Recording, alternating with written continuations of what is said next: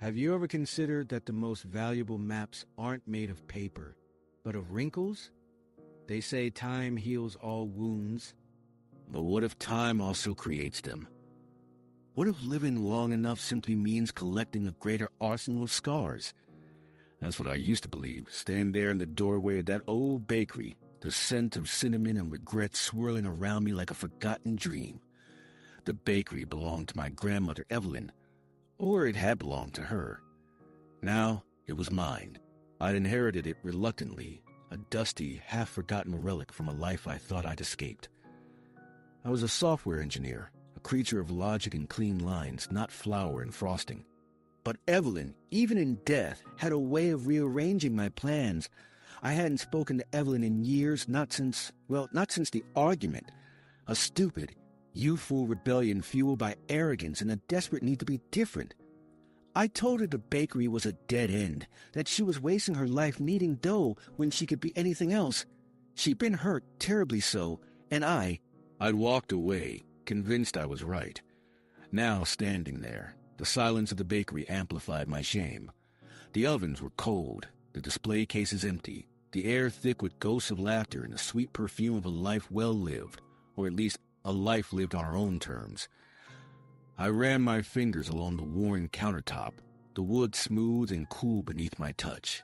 I could almost see her there, her hands dusted with flour, a mischievous glint in her eyes as she told stories to the children who flocked to her for cookies after school. I found a box of old photographs tucked away in a back room. Evelyn, young and vibrant, laughing with my grandfather. Evelyn teaching me how to roll out dough, my tiny hands struggling to control the rolling pin.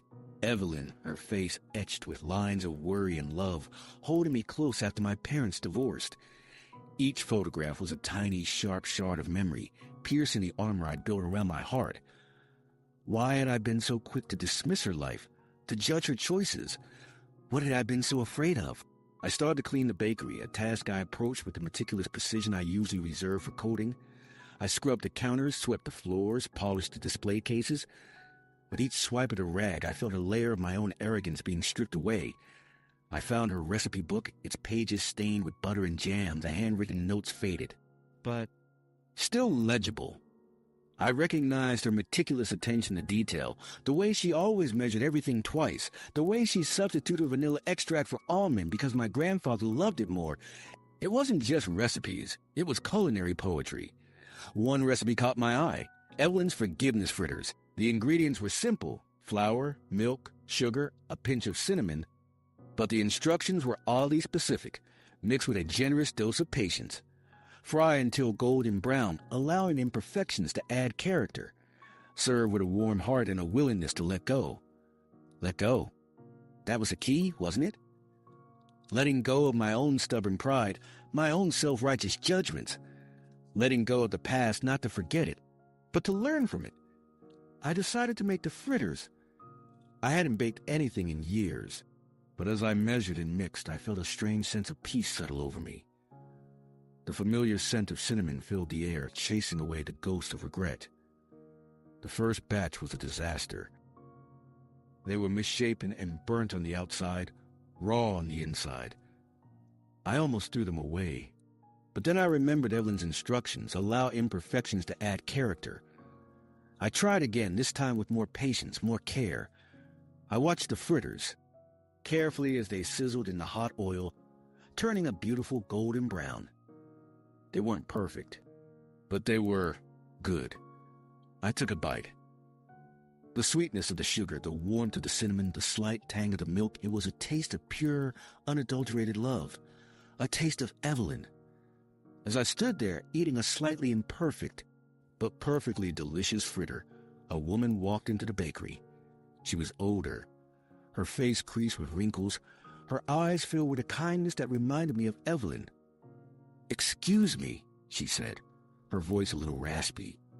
"Is this place open?" I hesitated. "Not yet," I said. "I'm just cleaning up." "I used to come here all the time," she said, her gaze sweeping over the bakery. "Evelyn's fritters were the best in town. She always had a kind word for everyone." "She was my grandmother," I said, the words catching in my throat. The woman smiled. I knew it. You have her eyes. We talked for a long time about Evelyn, about the bakery, about life. Her name was Martha, and she'd been a regular customer for over 50 years. She told me stories about Evelyn that I'd never heard before, stories about her generosity, her resilience, her unwavering belief in the power of kindness. As Martha spoke, I realized that Evelyn's legacy wasn't just the bakery or the recipes or even the fritters. It was the love she had poured into everything she did, the way she had touched the lives of so many people. And I had almost thrown it all away because I was too blinded by my own ambition to see it. Are you going to reopen the bakery? Martha asked. I looked around the room at the gleaming counters, the polished display cases, the lingering scent of cinnamon. I thought about Evelyn's recipe book, about her forgiveness fritters, about the taste of love that lingered on my tongue. I don't know, I said honestly. I'm not sure I'm cut out for this. Martha smiled. You don't have to be Evelyn, she said. Just be yourself and bake with your heart. That night, I couldn't sleep. I kept thinking about Evelyn, about Martha, about the bakery. I realized that I didn't have to become a carbon copy of my grandmother. I could bring my own skills, my own passions to this place. I could blend the old with the new, the logic of software engineering with the artistry of baking. I decided to reopen the bakery, but with a twist. I would create a website and online ordering system that the town had never seen before. People could order their favorite treats online and have them delivered right to their doorstep. I would offer baking classes, teaching people the secrets of Evelyn's recipes. I would even create a community board where people could share their own stories and recipes. A blend of digital and culinary felt right. It wouldn't be easy. I knew I would face challenges, make mistakes, but I also knew that I had something special here, something worth preserving, something worth sharing. The grand reopening was a success. People lined up around the block, eager to taste Evelyn's fritters and to see what I had done with the place. Martha was there, of course, beaming with pride. She even brought a plate of her own homemade cookies. As I stood behind the counter, handing out fritters and smiling at the customers, I felt a sense of fulfillment I had never experienced before.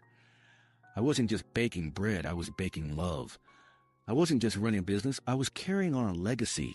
And I realized that the most valuable maps truly are the ones etched in wrinkles, the ones that guide us back to ourselves, back to the heart of what truly matters. The map Grandma left behind in that old bakery, dusted with flour and love that said, you can always come home. They say life is a recipe. I guess I was finally learning to read it.